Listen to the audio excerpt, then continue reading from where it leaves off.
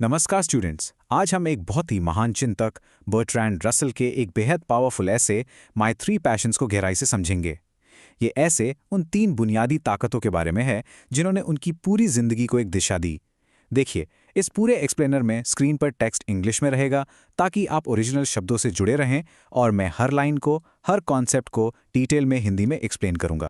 अब देखिए, किसी भी एस्से की गहराई को ठीक से समझने के लिए यह जानना बहुत जरूरी होता है कि उसके लेखक कौन थे, है ना?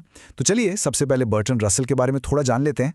तो ये है बर्ट्रैंड रसल, एक विश्व प्रसिद्ध ब्रिटिश फिलोसोफर, यानी कि एक दार्शनिक और एक जबरदस्त मैथमेटिशियन। उन्हें 1950 में लिटरेचर के लिए नोबेल प्राइज से भी सम्मानित किया गया था। उनकी सबसे बड़ी खासियत पता है क्या थी? वो फिलॉसफी और साइंस को जोड़कर दुनिया को एक लॉजिकल, एक तार्किक नजरिए से समझने की कोशिश करते थे। तो इस पूरे एक्सप्लेनर में हम इन 5 हिस्सों को कवर करने वाले हैं। हम रसल के तीनों पैशंस को एक एक करके समझेंगे और फिर आखिर में देखेंगे कि इन सब अनुभवों ने उनके लाइफ के नजरिए को आखिर कैसे शेप किया। तो चलिए शुरू करते हैं। ओके, तो चलिए सीधे मुद्दे पर आते हैं। आखिर वो तीन सरल लेकिन इतने ज्यादा शक्तिशाली पैशंस क्या थे जिन्होंने बर्ट्रैंड रसल की पूरी जिंदगी को कंट्रोल किया और उनके हर फैसले, हर काम को प्रभावित किया? रसल यहाँ बहुत साफ शब्दों में कहते हैं कि तीन पैशंस ने उनकी जिंदगी पर शासन किया है। ध्यान दीजिए, ये पैशंस सिंपल हैं, यानी सरल, लेकिन ओवरवेलमिंगली स्ट्रॉन्ग, यानी इतने शक्तिशाली कि उन पर काबू पाना लगभग नामुमकिन था। पहला, प्यार पाने की एक गहरी चाहत। दूसरा, ज्ञान की खोज। और तीसरा, इंसानियत के दुखों के लिए एक ऐसी दया जिसे सहना मुश्किल हो। और यहाँ वो इन पैशंस के असर को समझाने के लिए एक क्या कमाल का मेटाफर इस्तेमाल करते हैं। वो इनकी तुलना ग्रेट विंड्स यानी तेज आंधियों से करते हैं। जैसे तेज हवाएं एक नाव को हिदर एंड थिदर यानी इधर उधर एक अनिश्चित रास्ते पर भटका देती हैं, ठीक वैसे ही इन पैशंस ने उन्हें दुख के गहरे समुंदर पर भटकाया और कभी कभी तो निराशा के बिल्कुल किनारे तक ले गए। ये कोई शांत सफर नहीं था, बिल्कुल नहीं। यहाँ ये जो फ्रेज है वेवर्ड कोर्स, इसका सीधा सा मतलब है एक ऐसा अनिश्चित और अनियंत्रित रास्ता जिसका अनुमान लगाना या जिसे कंट्रोल करना बहुत मुश्किल हो। इससे साफ पता चलता है कि उनके पैशंस उन्हें हमेशा आसान रास्तों पर नहीं लेके गए, बल्कि अक्सर उनकी जिंदगी में एक उथल पुथल और बेचैनी लाएं। तो चलिए अब उनके पहले पैशन पर फोकस करते हैं, द लॉन्गिंग फॉर लव, यानी प्यार की चाहत। रसल के लिए यह सिर्फ एक एहसास नहीं था, ये एक बुनियादी जरूरत थी।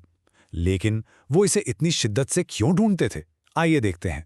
रसल ने प्यार को तीन खास वजहों से ढूंढा। पहला, क्योंकि ये एक्सटेसी लाता है, यानी परमानंद, एक ऐसी अनोखी खुशी जिसके लिए वो कहते हैं कि वो अपनी बाकी की पूरी जिंदगी भी कुर्बान कर सकते थे। दूसरा, ये लोनलीनेस यानी अकेलेपन को दूर करता है। और तीसरा, क्योंकि प्यार के मिलन में उन्हें स्वर्ग की एक झलक दिखती थी, बिल्कुल वैसा स्वर्ग जिसके बारे में संतों और कवियों ने कल्पना की है।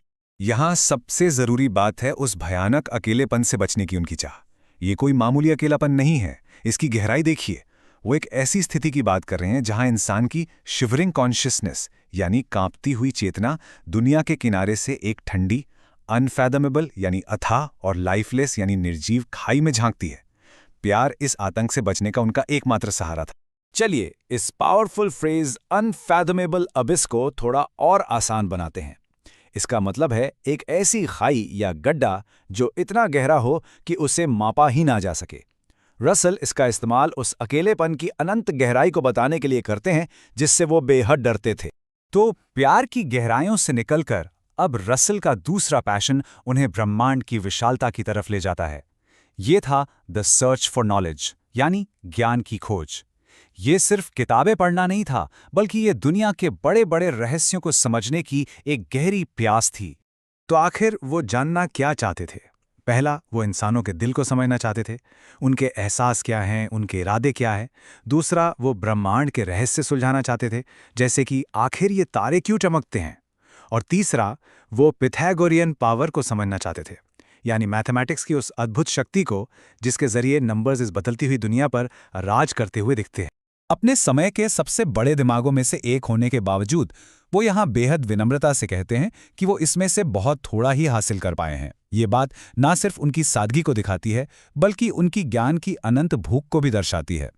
और अब हम आते हैं उनके तीसरे और शायद सबसे ज़मीनी पैशन पर, अनबेरेबल पिटी, यानी इंसानियत के दुखों के लिए एक असहनीय दया। ये वो ताकत थी जो उन्हें उनकी ऊंची सोच से खींचकर हमेशा दुनिया की कठोर सच्चाइयों पर ले आती थी। और ये स्लाइड उनकी जिंदगी के सबसे बड़े आंतरिक संघर्ष को, उस कश्मकश को बहुत खूबसूरती से दिखाती है, जहां एक तरफ प्यार और ज्ञान उन्हें अपवर्ड टुवर्ड द हेवंस यानी आध्यात्मिक और बौद्धिक ऊंचाइयों की तरफ ले जाते थे, वहीं दूसरी तरफ इंसानियत के दुख के लिए दया उन्हें हमेशा धरती पर वापस खींच लाती थी। उनके अंदर हमेशा ये खींचतान चलती रहती थी। ये लाइन उनकी हमदर्दी की गहराई को दिखाती हैं। इसका मतलब है कि लोगों के दर्द भरी चीखों की एकोज यानी गूंज उनके दिल में हमेशा रेवर्बरेट करती रहती थी। वो उन्हें चाहकर भी नजरअंदाज नहीं कर पाते थे।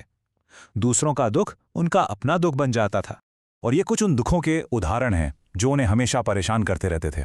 फैमिन यानी अकाल में भूखे मरते बच्चे, जालिमों द्वारा सताए गए लोग, लाचार बुजुर्ग लोग जिन्हें उनके अपने ही बच्चों पर बोझ समझा जाता है, और अकेलेपन, गरीबी और दर्द की ये पूरी दुनिया, ये सब उन्हें अंदर तक झंझोड़ कर रख देता था। तो इतना दुख, इतनी निराशा और इतने आंतरिक संघर्ष के बाद सवाल ये उठता है कि क्या रसल को आखिर में अपनी जिंदगी जीने लायक लगी? चलिए इसका जवाब उन्हीं के शब्दों में ढूंढते हैं। इन सब अनुभवों के बावजूद उनका जो निष्कर्ष है वो बेहद पॉजिटिव है। रसल कहते हैं, यही मेरी जिंदगी रही है और उन्हें ये जिंदगी जीने लायक लगी। सिर्फ इतना ही नहीं, वो कहते हैं कि अगर उन्हें मौका दिया जाए तो वो इसी जिंदगी को खुशी खुशी दोबारा जीना चाहेंगे। तो ये ऐसे हमें एक बहुत ही इंपॉर्टेंट सवाल के साथ छोड़ जाता है।